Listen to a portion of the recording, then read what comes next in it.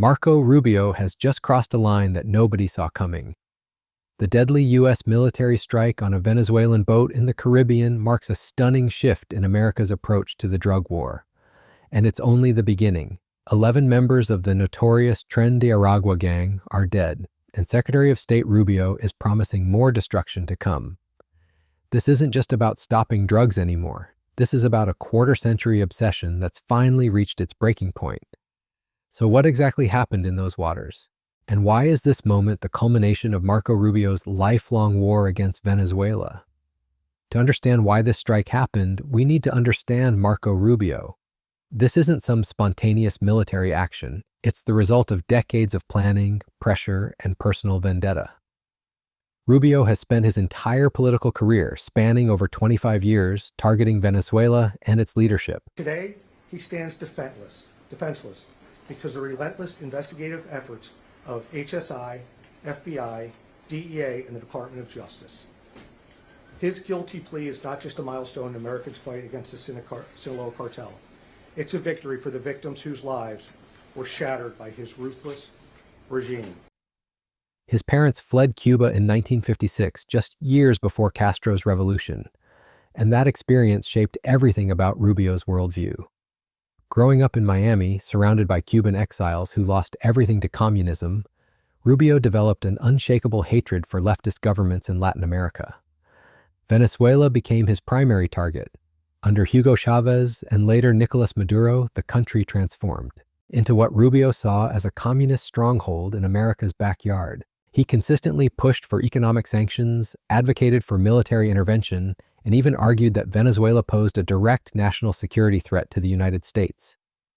In a 2018 interview, Rubio said there was a strong argument for using U.S. armed forces against Maduro's regime, claiming it had become a threat to the region and to the U.S. But what makes this strike so significant isn't just Rubio's history, it's the target. The boat was allegedly operated by Tren de Aragua, one of the most dangerous criminal organizations to emerge from Latin America in recent years. This Venezuelan gang has become the poster child for everything Trump's administration sees as wrong with immigration and border security. And understanding Tren de Aragua is crucial to understanding why this strike represents such a dramatic escalation. Tren de Aragua started in the most unlikely place. That's silly. That is absolutely ridiculous. Let me be clear. The president is begging me to call him to ask him to do something that we don't want. He wants me to call him and ask him to call in National Guard to the city of Chicago. We don't want it. So that's why I'm not calling the president. I have been very clear about what we do want. What we do want is civilian law enforcement assistance. We want to make sure that we have enough FBI, ATF, DEA on the ground. We have some already, as you know. They do really good work, working in tandem with state police, working in tandem with Chicago Police Department. But we can use more. We can interdict more drugs and more guns that are coming across the border into the city, into the state of Illinois. And there's more work that we can do to make sure that we're fighting crime with, again, civilian law enforcement. And I've been very clear about that. The president wants me to call him about National Guard. I'm not going to do that. Inside Venezuela's notorious Tacuarón prison in the early 2000s. This wasn't just any prison, it was a place where gang leaders had their own zoo, nightclub, and even a bank inside the walls. The Venezuelan government had essentially lost control, and Tren de Aragua filled the power vacuum. By 2014, they had taken complete control of the facility, using it as their headquarters to order kidnappings, robberies, and murders outside the prison walls. What made Tren de Aragua different from other gangs was their timing and their opportunity. As Venezuela's economy collapsed under Maduro's rule, over 8 million Venezuelans fled the country. This massive migration wave became Tren de Aragua's golden ticket to international expansion. They recruited from the diaspora, establishing criminal cells throughout Latin America, first in Colombia, Peru, and Chile, then spreading even further. The gang's business model was brutally simple but effective. They controlled unauthorized border crossings, engaged in human trafficking, and exploited desperate migrants. Their crimes weren't just about money, they were about terror, bodies found dismembered in sacks, victims buried in cement, executions filmed on cell phones and spread through social media. They used fear as their primary weapon, and it worked. The reach of their terror extended far beyond South America. By 2023, Tren de Aragua had been reported in Texas and Chicago. The Biden administration took notice, labeling them a transnational criminal organization in July 2024. But it was Trump's return to power that turned this into a full-scale war. In February 2025, Trump designated Tren de Aragua as a foreign terrorist organization. In March, he invoked the 1798 Alien Enemies Act, claiming the gang had invaded the United States under Venezuelan President Maduro's direction. This brings us to Tuesday's strike. The details are still emerging, but what we know is shocking. U.S. forces tracked a boat leaving Venezuela, allegedly carrying drugs and operated by Tren de Aragua members. Instead of the traditional approach of interdiction and arrest, President Trump ordered something unprecedented: complete destruction. The boat was obliterated, killing all 11. What am I talking about? I'm talking about 363,000 pounds of benzyl alcohol, along with 334,000 pounds of N-methylformamide. They would have been used to make 420,000 pounds of methamphetamine, which would have a street value here in Houston of $569 million, with a higher street value as you go up the northeastern seaboard to New York City. Now, the labs that were under construction, that were being used to integrate these chemicals to make the methamphetamine, were under the geographical control of the Sinaloa cartels. And these cartels are capable and are known to make more than 1 ton of methamphetamines a week. Now, because President Trump and Secretary of State Marco Rubio have declared the Sinaloa cartel a foreign terrorist organization, it gives all of us in law enforcement the ability to move quicker and to seize quicker. And this cartel, as I'm sure all of you know, is one of the largest producers and traffickers of fentanyl, and they use murder, kidnapping, torture, and violence as a way of doing business. And let it be known that anyone who is working with them, People on board. Rubio's justification was chilling in its simplicity. The United States has long, for many, many years, established intelligence that allow us to interdict and stop drug boats. We did that. And it doesn't work, he said at a press conference in Mexico City. What will stop them is when you blow them up, when you get rid of them. He argued that drug cartels plan to lose a certain percentage of their cargo. They bake it into their economics. But they can't plan for total annihilation. This represents a fundamental shift in U.S. drug policy. For decades, the approach was interdiction, arrest, and prosecution. Now, under Rubio's influence, it's become search and destroy. The Secretary of State was clear about what comes next. It'll happen again. Maybe it's happening right now, he warned. The President of the United States is going to wage war on narco-terrorist organizations. The strike raises serious questions about legal authority and international law. When asked about the legal justification, Rubio deflected to the White House counsel but emphasized that Trump had designated these groups as terrorist organizations just weeks earlier. The terrorist designation is crucial. It provides the legal framework for treating gang members as enemy combatants rather than criminals, opening the door for military action instead of law enforcement. This new approach gives law enforcement unprecedented ability to seize property anywhere in the world connected to these organizations and, more importantly, justifies the use of lethal force. But there's a deeper strategic calculation at work here. This isn't just about drugs or even Tren de Aragua specifically. This is about sending a message to Maduro's government in Venezuela.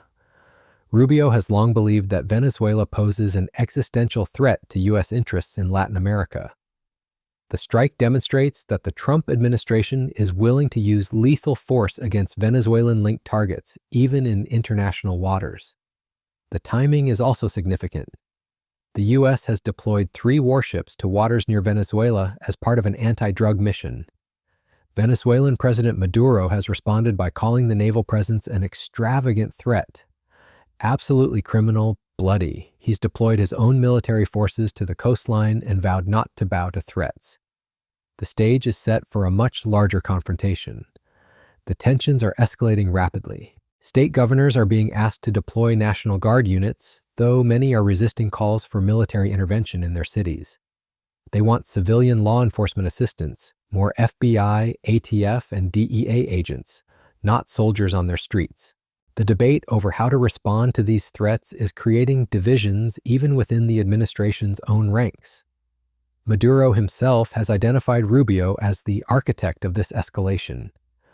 Mr. President Donald Trump, you have to be careful because Marco Rubio wants your hands stained with blood, with South American blood, Caribbean blood, Venezuelan blood, Maduro told reporters. The Venezuelan leader claims his government maintains 2 separate communication channels with the Trump administration, one with Rubio's State Department and another with Trump's special envoy Richard Grenell, who apparently takes a more conciliatory approach. This internal division within the Trump administration is crucial. While Grenell has coordinated prisoner exchanges and allowed Chevron to resume drilling in Venezuela, Rubio represents the hardline interventionist wing. His approach has always been confrontational, and now he has the power to act on his convictions. The reaction from Trump's base has been notably supportive, unlike the division that emerged over potential U.S. involvement in Middle East conflicts. The framing of this as anti-drug and anti-gang activity resonates with voters who supported Trump's immigration crackdown. It's being presented not as foreign intervention, but as border security and public safety. But the effectiveness of this strategy is questionable.